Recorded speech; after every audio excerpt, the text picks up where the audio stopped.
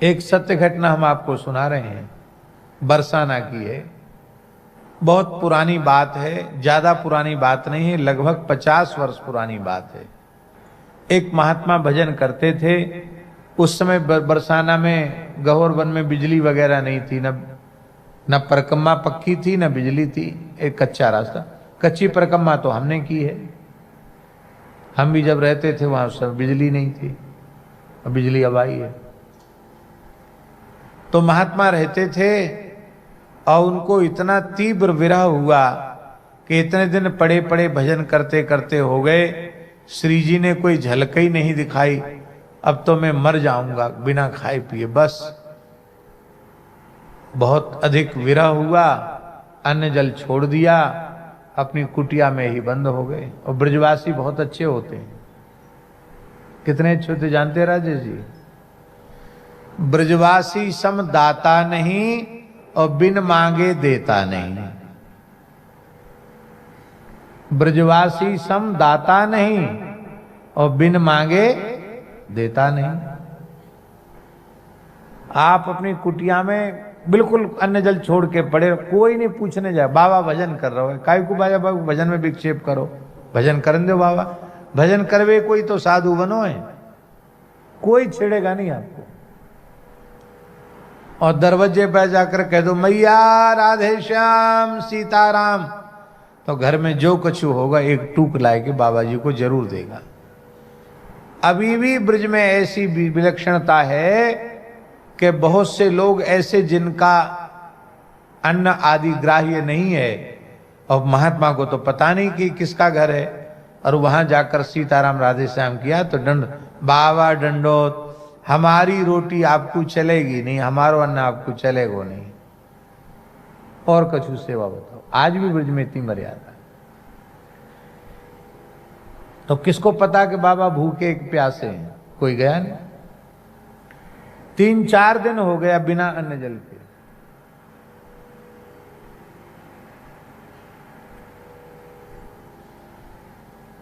तो स्वप्न में एक कन्या आई, छोटी सी लाली, बड़ा सुंदर श्रृंगार, लहंगा चुनरी ओढ़े भये, और वो आकर के बाबा राधे श्याम। कलाली राधे श्याम काय को आई है? बोले मेरी मैया ने तुम्हारो न्योतो कियो है। कौन है तुम्हारी मैया? बोले कीर्ति मैया। कौन मैया? कौन मैया? कीर्ति मैया ने न्योतो कियो है। तुम कौन हो? बोले मैं ललता हूं, राधा रानी की सखी हूं, और राधा रानी ने हम सबन ने मिलकर रसोई बनाई है तुम्हारे घर, तुम्हारा न्योतो कीर्ति मैया ने भेजो बुलावा। सपने की बात है। तो महात्मा ने मन में सोचा कि रे भाई चलो महल से कम न्योता तो आया, आज पहली बार चलें। तो सपने में वहां गए तो बड़े प्रेम से आदर किया, आसन बिछाया। अरे बाबा बरसाने में भजन कर रहे हो, भूखो काय को मरे, भूखो मत मरे, ले बढ़िया पाप प्रेम से। राधा रानी परोस के जिमा रही है। अब वो पाते पाते खूब तृप्त होके उन्होंने पाया, और जब जगे तो देखा ये तो हमने सपने में पाया था। क्या सोचा? सपने में पाया था।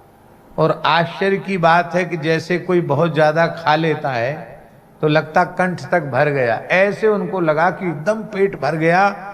और डकार आवे तो बड़ी बड़ी दिव्य सुगंध, माने जैसे जो वस्तु खाई जाती है उसकी सुगंध डकार में आती है, तो जैसे खूब भरपेट कोई व्यक्ति खा ले तो खा करके उसकी बड़ी दिव्य सुगंध आई।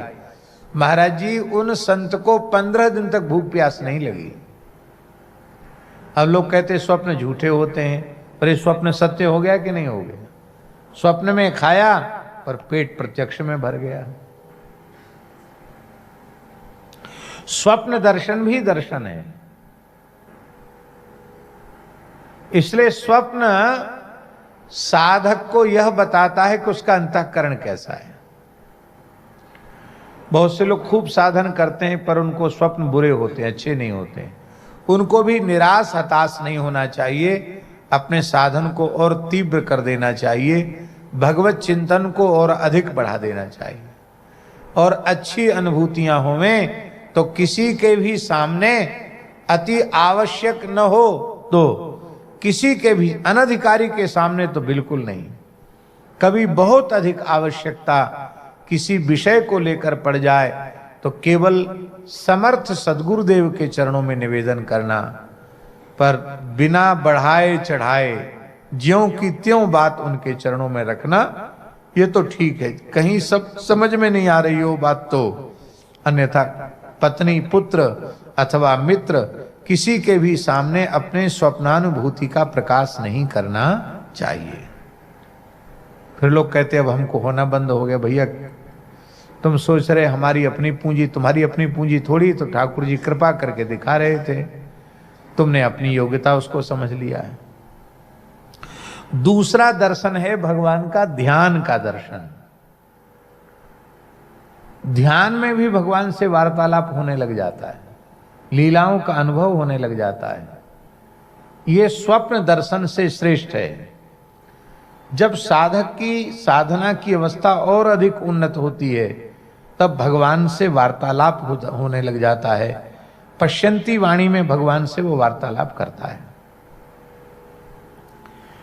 इससे जब आगे साधक बढ़ता है तब उसको भगवान का प्रत्यक्ष दर्शन होता है। जैसे ध्रुव जी को हुआ, प्रहलाद जी को हुआ, अम्बरीश जी को हुआ, अनेक भक्तों को हुआ, सबरी जी को हुआ, तब भगवान का प्रत्यक्ष दर्शन होता है। और इस प्रत्यक्ष दर्शन से भी आगे की एक बात है, जहां साधक की ऐसी अवस्था हो जाती है, प्रत्यक्ष दर्शन तो एक क्षण का, 2 क्षण का होगा, फिर भगवान अंतर्धान हो जाएंगे। पर एक अवस्था, चौथा दर्शन, वह सबसे अंतिम दर्शन है जहां भगवान कभी दृष्टि से ओझल होते ही नहीं है। जित देखो तित श्याममयी है, जिधर दृष्टि डालते हैं उधर ठाकुर जी दिखाई पड़ते हैं। जिधर देखा उधर पाई झलक,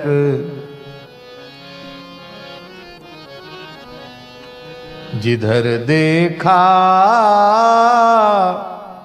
उधर पाई झलक, घनश्याम प्यारे की।